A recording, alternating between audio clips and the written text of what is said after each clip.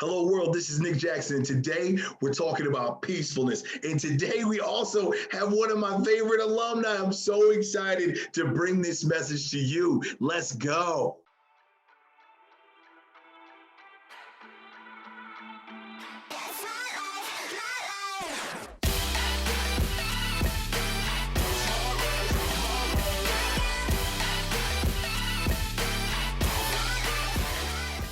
I'm so excited you guys are watching our videos. It means the world to me. If you're interested, we would love to have you be a part of our team. Please comment, share this, like this, whatever you want to do. And if you want to be a more sustained member, if you want to be involved with more things that we do, join our Patreon team. I would love to have you. That's the fuel that keeps this whole thing going, that fire, the logs in the fire that keep it burning. I am honored to have you with me. Back to the show. Hello world, this is Nick Jackson, and this is your One Word Wednesday. I'm here with some Speak Love alumni. Who are you, sir? My name is Emil, and I met Nick about, I think it was now 3 years ago. He gave a speech at my high school, and afterwards I talked to him, and I mean, to put it, sounds cliche, but it changed my life. Speak Love changed my life. Nick talked to me about community service and how I could sort of give back to helping others, and something just clicked. And I mean, things just really took off for me then. Just seems like a simple suggestion, but it really made a difference. Man, that's awesome. It's so crazy. So this week we're talking about peacefulness.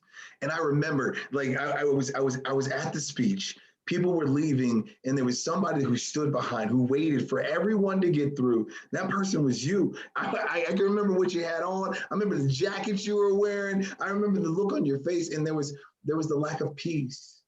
What was going on at that time? I mean, and what I talked to you about, the biggest thing is I just had trouble connecting, mostly connecting with my peers. It was giving me a lot of anxiety. I mean, I was successful. I was doing good in academics. I was doing good in work. I was actually an entrepreneur. I just started my own business. But I just had this sort of, I felt like it was just tearing me up because I had trouble connecting with people my age. And I just felt, a little isolated.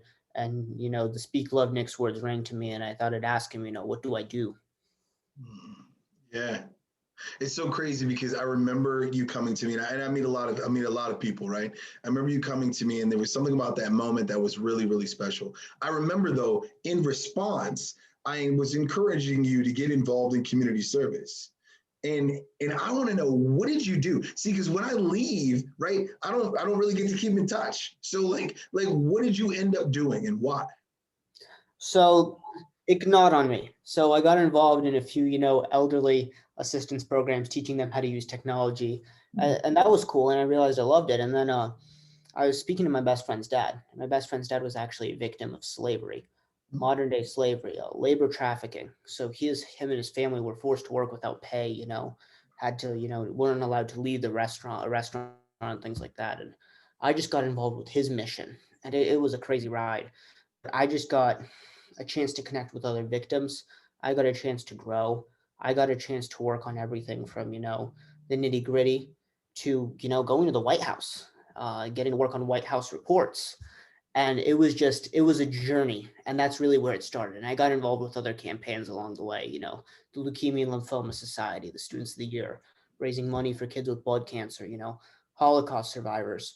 But I really say it was that conversation we had that kickstarted all of it. You know what's crazy? You have all of these gifts. I mean, like, you're a gifted student. You got in Ivy League schools. You decided not to go to Ivy League school, but I mean, you got in, right? That's something a lot of us can't say. You were an entrepreneur while you were in high school. That's something a lot of us can't say. And when you got involved in community service and serving other people, it seemed like, I mean, you really took off, right? So like, how does it change your life now? Now that you're serving other people, not just yourself, how does it change your life? I mean, it gave me confidence in my gifts, but more importantly, it gave me a chance to make a difference. It Mm, doesn't feel like I'm serving myself, I accepted that there are many ways to connect with people, which was hard for me to understand that in high school. And that means, that can mean helping someone, whether that means helping an old lady learn how to use her iPad, or that just means just reaching out to a stranger. Those are all ways, those were all ways of connecting with people. And we're all just so different, such unique, special individuals out there. Mm. And it was really being in a position and getting to help people, getting to serve, that helped me realize that and come to peace with that. Yeah, I remember my first like engagement in community service, and my mom used to work in an adoption sort of clinic in Connecticut. And I remember going there and meeting the kids, and I was thinking that they were going to be so nice to me, and they were going to love me, and I was going to love them, and they're adopted kids, and I got parents, and like I can share mine with them, and it's going to be great. You know what I mean? And it was not so great. Like I met some people who were jealous that I came with my mom, and what that meant. I didn't see that coming. I met other people that were kind of isolated. They were isolating from me, and the event that was going on was there was parents that were coming in to actually choose children, right? And there was these kids that they called themselves the not chosen. And they went to all of these events and they were never chosen. I didn't think about this at all. My question is, have you been involved in any community service that didn't immediately end up in the positive? And then what did you do? Um, the community service is tough.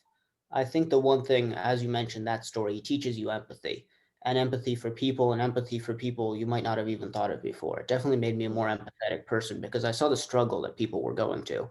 The truth is sometimes you can't always make it as big of a difference as you'd like. And that part's tough. The work is hard because you're usually working for free. It always seems like there's not enough resources. There's not enough going on. But what I found was those moments, when you do make a demonstrable difference in someone's life, when they look at you and stuff, when you connect and they say thank you, it makes all the rest of it worth it. Absolutely. Yeah. Oh man. It's so crazy because for me, it's not just the thank you, it's this. Like I don't know if you know that when you called me, because just so the world, I just want y'all to know, he called me to actually pitch his new business, right? And I want you to know when you called me, that moment came right directly to my mind when I saw you. I've only seen you one time my entire life. And like that moment came right to my mind. And to know that like you're doing well, to know that you're not only serving others, you're also creating new businesses. Could you tell the world a little bit about your business? Like what are you doing right now? So we kind of took advantage of, who I am as a young person, embraced that identity with one of my best friends. And we started a social media business. And what we're doing is we're helping brands connect with other young people. We understand social media, we understand the analytics side, but we're also real creative in our approach. We're not using standard marketing.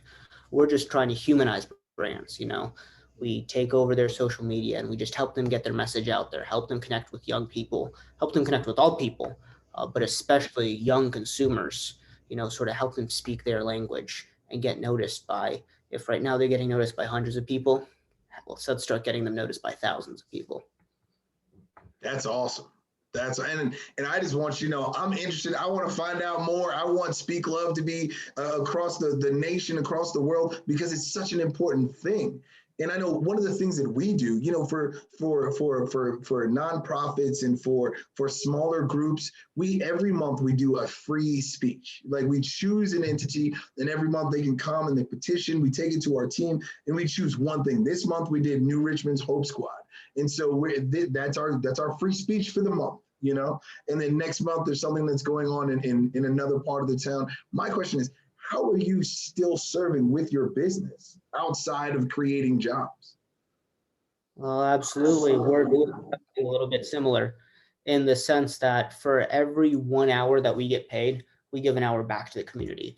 We've got a great team. We've got 7, 8 high schoolers working their butts off, and we're building free websites for nonprofits, local churches, local nonprofits.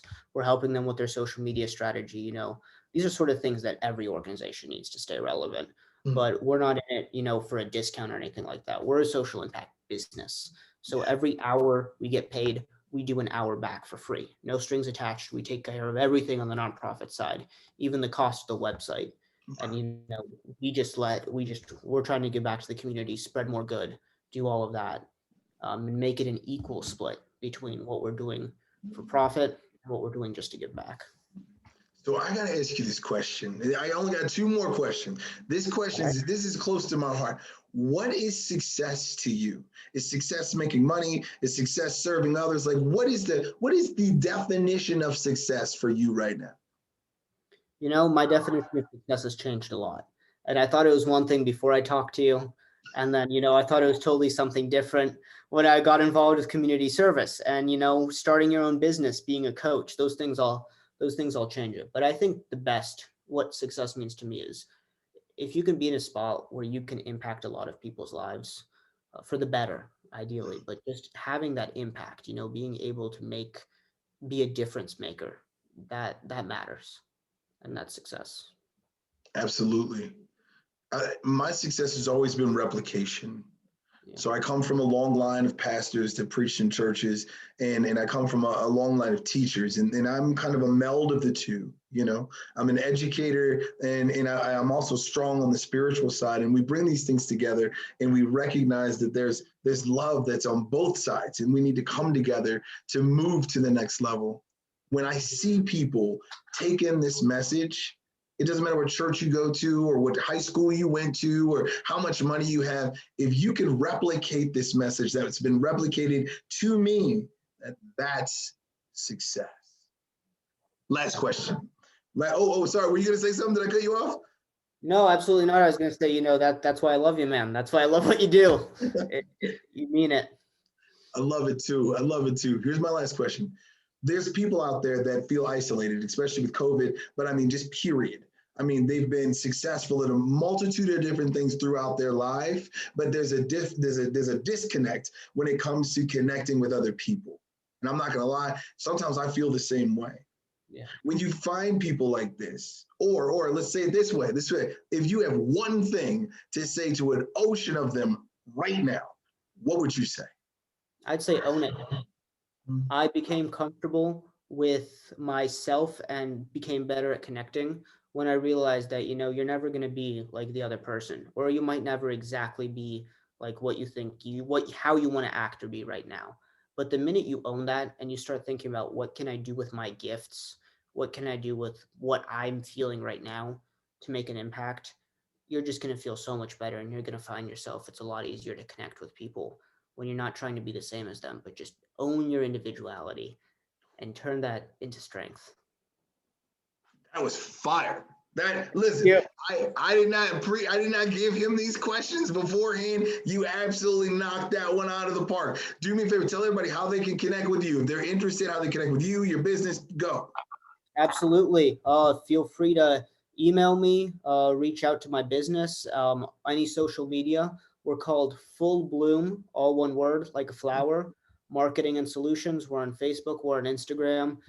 If you email me, my name's Emil, EMIL, at fullbloomcincy.com. I'm always open, you can find my own Instagram and DM me. I want to reach out to people, and our business wants to reach out to people, whether you're a nonprofit that needs help or you're interested in what we're doing, or you just want to talk.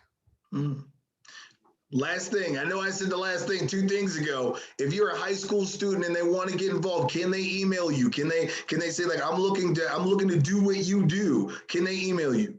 Absolutely. That's what's up. Hey y'all, this is Nick Jackson and Emil Barr.